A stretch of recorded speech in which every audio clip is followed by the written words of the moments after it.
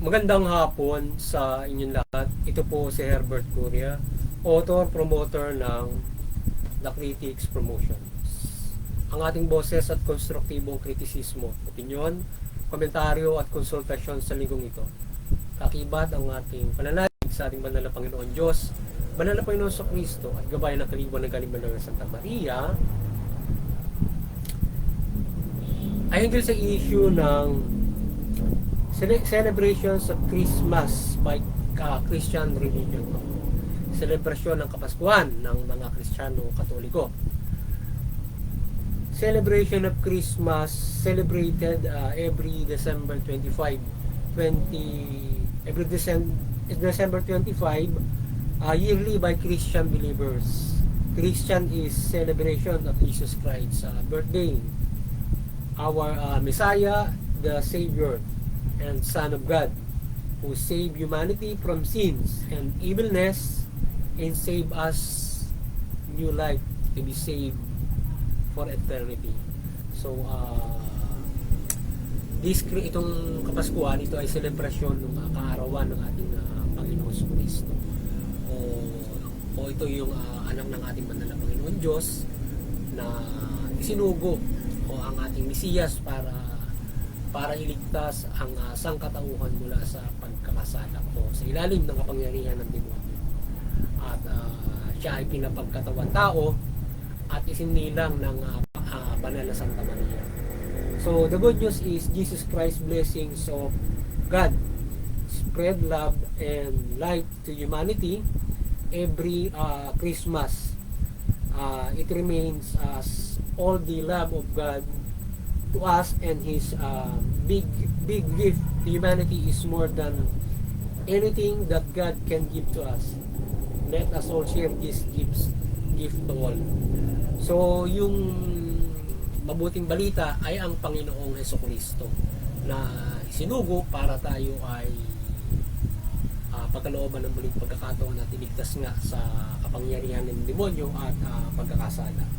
At itong kaarawan na ito o itong Christmas ay ito ay nagpapaalala sa atin ng pagpapala sa atin ng o pagpapalang spiritual sa atin ng banal na Panginoon Diyos sa sangkatauhan. At ito ay higit pa sa isang bagay o higit pa sa lahat ng bagay na ating natatamasa ang pagpapala ng Diyos sa atin sa pamamagitan ng banal na Panginoon Kristo. Kung kaya ating pasalamatan ng ating banal na Panginoon Diyos at ating tanggapin, yakapin sa ating mga puso at sa ating mga buhay ang banal na Panginoon Kristo. Kagaya ng ginagawa natin na sineselebrate natin ang Christmas. Kaya tayo yung pagsasabuhay ng Christmas, ito ay mahalagang bagay na ating sineselebrate o idinadaos ang kaarawan ito na naging pagsilang o nagkatawang tao ang Panginoon Kristo para maganap para tayo ay mailigtas sa pagkakasala mula sa pagiging tao at siya ay nakipamuhay sa atin. Yan, kaya itong mabuting balitang ito ay magpaalala sa atin na tayo ay pinagkalooban ng pagpapala ng spiritual ng banal na Panginoon Diyos. Kaya ibahagi natin ito sa lahat. Tayo ay palaganapin natin ang pagpapalang ito, ang Panginoon Kristo, at tayo ay at sila ay makasama sa pagpapalang ito. Na kung saan ay ang pagpapalang ito sa Panginoon Kristo, tayo ay maligtas sa kapangyarihan ng demonyo o pagkakasala, tayo muling mabigyan ng pagkakataon ng pag-asa. Kung saan ay tayo ay gaya na sinabi natin, higit pa sa material na bagay ay pagkaloob ng Diyos sa atin sa pamamagitan ng Panginoon sa Kristo o sa pamamagitan ay maibibigay niya ang lahat sa atin. Kaya nga tayo ay binigyan ng panibagong mundo, panibagong buhay mula sa kalangitan na inihanda niya para sa atin. Higit pa dyan at higit pa roon na sinasabi nga ng Bible na higit pa sa pinapakita ng propesiya yung ating maaaring namasahin sa loob ng paghahari ng ating Panginoon. Higit pa sa mga bagay na ating nakikita ang ipapagkaloob ng ating banal na Panginoon Diyos sa ating pananampalataya sa Panginoong Kristo. Kaya at tayo ay pinagkaisa ng ating banal na Panginoon Diyos, binuklod niya tayo sa pamamagitan ng banal na Panginoon sa Kristo, na siya ay sinugo niya para tayo ay iligtas, magarian sa pananampalataya para sa Kanya. So tayo ay binubuklod ng Panginoon sa Kristo, ng Diyos mula sa Panginoon sa Kristo sa pagbubuklod niya sa atin upang tayo ay maligtas at sundin yung kalooban ng ating banal na Panginoon Diyos na Kanyang inihayag sa atin. Kaya ngayon ang Taglitis Promotions ay magiging sumusuporta ng mabuting pamahala, patas ng hustisya at karapatang katao. At sa isyong ito ng selebrasyon ng Pasko ngayong darating na December 25, 2023 ay ating pinasasalamatan ang ating Panginoon sa Kristo. At sa pagkakataong ito na ibinigay nila sa atin na makasama ang Panginoon Yesu Kristo sa mundo at ilahad sa atin ang nais ng Panginoon Diyos na mismong anak niya at pagharian tayo. Yan. Pasalamatan natin ang ating banal na Panginoon sa Kristo at isang maligayang kaarawan po sa ating banal na Panginoon sa Kristo in advance na. At Merry Christmas din sa inyong lahat. Maligayang Pasko sa inyong lahat. At ating nalangin at ating kahilingan sa Diyos na ang pagpapala ng Diyos ay sa mga ating lahat. So tayo ay patuloy na mabuklod sa pananampalataya sa Panginoon sa Kristo at kapayat lumaganap ang nais ng banal na Panginoon Diyos. Yan ang walang hanggang pagpapala sa atin ng Diyos sa pagsugo ng Panginoon sa Kristo at pagsasagawa ng mabuting balita ay ating laging gulitain tuwing Kapaskuhan at ito ay lagi nating at gumising sa ating diwa ng pagtarima ng kalooban ng Diyos. Yan. So sa tuwing Kapaskuhan ay ating nagugulita at ating nagpapaalala palagi sa atin doon sa mga nakakalimot ang pagtarima ng mabuting balita.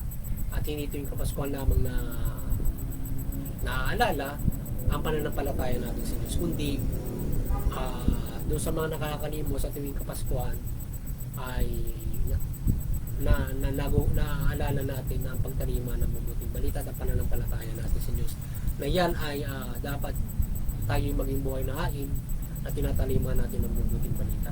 At hindi lamang tuwing Pasko, kundi sa pang-araw-araw nating pamumuhay, talimahin natin ng mabuting balita at yan ay hain natin na sa ating banal na Panginoon Diyos, Panginoon sa Kristo at sa Kanyang karunia, sa Kanyang pagkakasundo sa atin.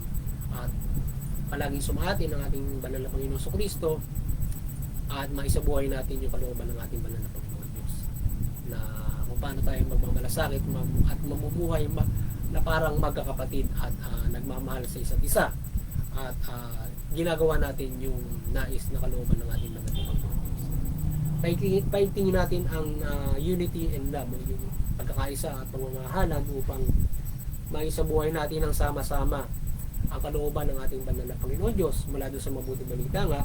Sa ngayon magiging masagana ang ating pamumuhay na ating ginagawa tuwing Pasko. Kung tayo mamumuhay ng mabuting balita o sa mabuting balita, hindi lamang tuwing Pasko tayo o sa karawan ng Panginoon sa Kristo tayo nagiging masagana yung pamumuhay, kundi magiging masagana ang pamumuhay natin kung tayo magtutulungan na magkakaroon tayo ng patas na pamumuhay. At hindi lamang yan, sa tuwing magkakaroon ng iba't ibang mga bagay para matulungan natin ng isa't isa. Hindi lamang sa material na nangyayari na parang nakikita natin tuwing Pasko, sa material lamang tayo tumutulong, kundi hindi lamang doon sa maraming bagay natin matulungan. Halimbawa, ang isang ospital makatulong sila, magbigay sila ng libreng serbisyo, halimbawa gano'n. Yan. Halimbawa, iba't ibang mga bagay, mga hindi lamang material na bagay na ibigay mo. Bigamutin mo ng libre, halimbawa isang tao, mga gano'n. At iba't ibang mga bagay, o makatulong ka sa iba't bagay na walang katumbas na pera o walang pera ang ibinibigay. Yan. So hindi lamang naman sa material na bagay lamang tayo na nakakatulong. So ang mahirap at mayaman tuwing Pasko ay magkaisa ng diwa, at ang pagbibigayan ay isang tanda ng pagsunod sa blessings ng Panginoon Diyos at Kristo Jesus. So hindi lamang nagtutulungan sa buhay tuwing Pasko, kundi sa pang-araw-araw ng buhay. Kaya nga tayo ay magkaisa, magmahalan na para maisa katuparan natin yung pantay-pantay na pamumuhay. Kung babalang kasi natin sa mahusay na sistema para tayo ay maging patas, kagaya ng pagpapatubad yung karapatang pantao.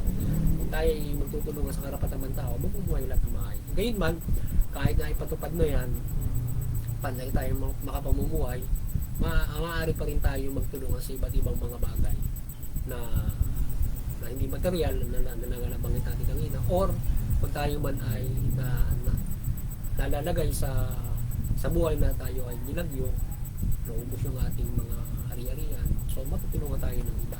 So yun, mga ganun mga bagay. So yun, so ang ating pananalig sa Diyos at Kristo Jesus ay ating paunlarin, at ang lahat ay magtamasa nito. So ibahagi natin yung mga palang spiritual na yan at pagsasabuhay ng mabuting balita. Sa gayon, tayong lahat ay makapumuhay mula sa kapayapaan at pagpapala ng Diyos. Mula dito sa pagpapalang ito ng mundong ito. Kung pagsasaluhan natin na sa pagpapalang ito, ay mayroon tayong puwang doon sa bago langit, bagong lupa na pagsasalo sa pagkakaloob ng bala ng Panginoon Diyos. Sapagkat kung hindi tayo marunong sa pagpapala sa mundong ito, maaaring hindi rin tayo makaisa doon sa pagpapala ng Diyos sa inilaan niya para sa atin. Kaya tayo ay maging mabuti sa isa't isa. At sundin natin ang mabuting balita kung paano tayo makakaharap sa isa't isa mula doon sa pamamahala ng mabuting mamumuhay, at kung mayroon na kagagawa ng hindi mabuti, ay alam natin kung paano natin pakikitunguhan ang mga tao nakagagawa ng hindi mabuti. At tayo naman lahat ay hindi naman tayo lahat ay mabuti o banal. So mayroon na kagagawa ng hindi mabuti, either ito ay illegal or ito ay isang pangkaraniwang pagkakasala sa Diyos. So pangkaraniwang pagkakasala Diyos or illegal, so mayroong gabayan banal na Panginoon kung paano natin sila haharapin yan. At sa pamamagitan ng aral ng mabuting balita, hindi yan natin sila naharap. So ating dalangin at kahilingan sa ating Panginoon Diyos at Kristo Jesus kayong Kapaskuhan ay blessings lagi ang kapayapaan at kaunlaran at proteksyon gabay sa lahat. Ang karapatang pantao at ay maisabuhay ng lahat, gabayan ang ating pamahalaan ng mabuting pamamahala, at ang ating enforcement ay magpahira ng patas ng justisya. So yun. So yan ang ating dalangin ngayong Kapaskuhan. At siyempre, patubo ng ating pamahalaan, at siyempre nagkakaisa mga bansa yung karapatang pantao. So mamumuhay lahat ng patas. So magtulungan tayo dyan. At